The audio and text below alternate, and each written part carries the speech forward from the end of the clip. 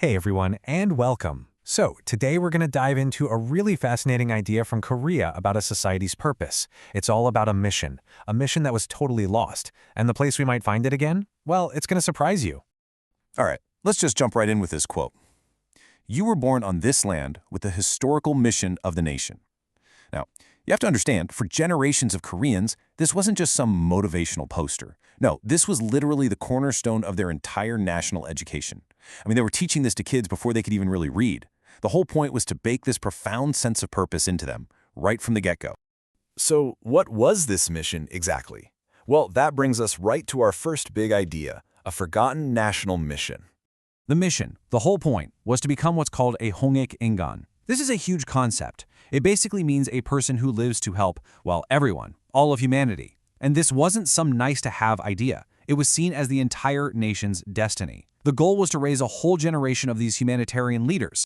And this wasn't just some vague, fluffy idea either. It was broken down into a really clear blueprint for life. You were taught to recognize your mission, to bring light to your ancestors, to become self-reliant, and then, and this is the big one, to use all of that to help all of humankind prosper. This stuff was the absolute foundation of their identity. But here's where the problem kicks in. According to our source, this incredible mission, it just faded away.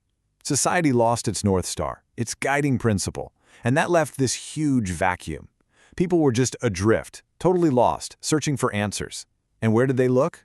They turned to big institutions, starting with religion. So, let's talk about that. When people lost their way, the first place they went was religion.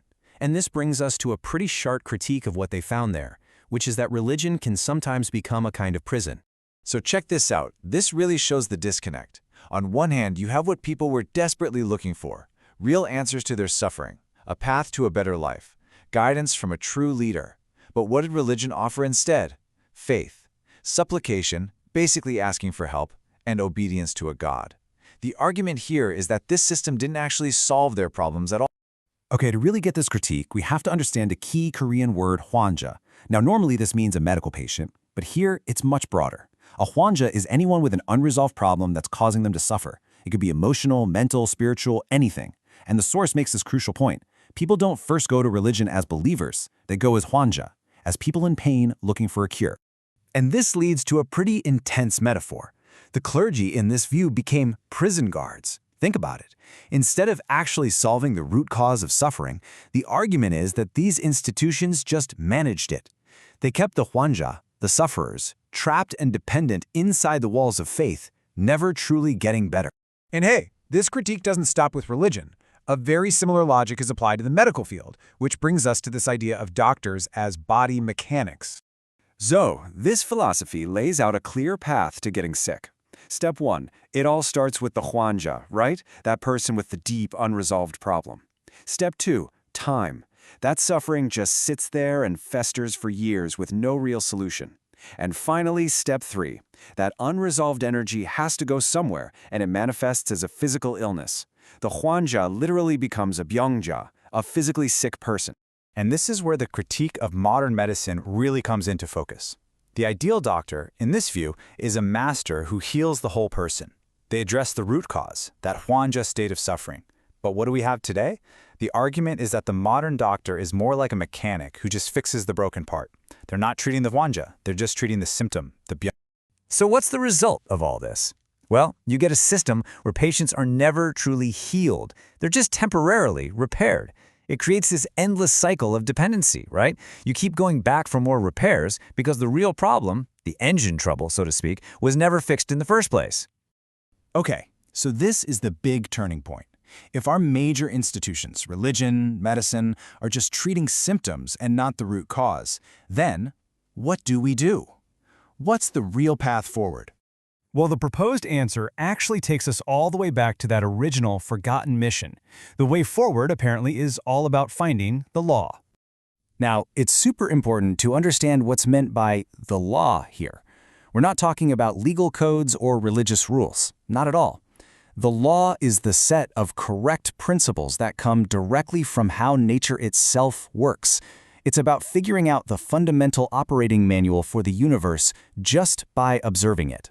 And if you can find and live by this law, the promises are pretty huge. The idea is that you won't be sick, you won't be in pain, there won't even be war. All of those things are just symptoms of being out of sync with nature. When you align with it, well, life just becomes joyful. And boom, this brings it all full circle. Remember the Hangik Ingan? Their true mission wasn't just to be good people, it was to be researchers for humanity. Their whole job was to study the world, to gather knowledge, and to discover this exact law, all for the sake of creating a better world for everyone. So if that's the mission, where does this incredible research happen? A fancy university lab, some remote monastery? Nope. The answer is way more down to earth, and it brings us to our final, and honestly, my favorite part of this whole thing, the cafe as a laboratory. You heard that right. The argument is that the real research institute isn't at some university. It's the cafe you visit every single day. These ordinary places, filled with ordinary people, that's the real laboratory where we can figure out our future. So what's the method? What do you do in this lab? It's not about running complex experiments. The main tool for this world-changing research is dialogue. Just talking to each other. A simple conversation. And this research only has 2 rules. That's it. First, humility. You have to actually listen to the other person, like really listen. And second, respect. You have to speak clearly so the other person can actually understand you. It's that simple and that profound. And that's where we'll leave it, with a final thought that brings this massive philosophy right down to earth. If the lab is the cafe and the research method is just talking, it really makes you wonder, doesn't it? Could your next coffee break actually be the most important research you ever do?